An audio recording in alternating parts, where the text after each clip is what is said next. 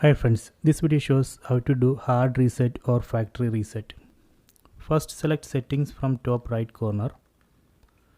Then select device preferences. Then select about. Then select factory reset. In some model this would be just a reset. Select this option, factory reset or reset.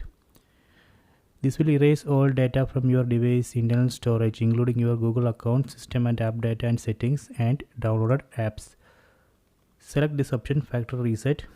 This will erase everything including your videos and photos, everything. Okay, so select this option, erase everything. So now it's erasing, please wait.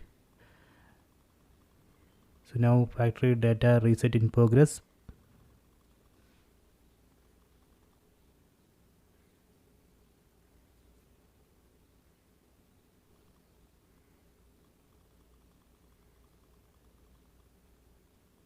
Okay, done. Select language, then select skip.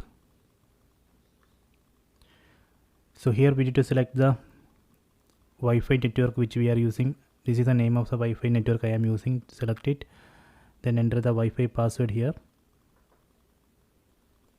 Okay, I have entered the password, then select next. Now it's connecting to Wi-Fi network, please wait. Okay, connected.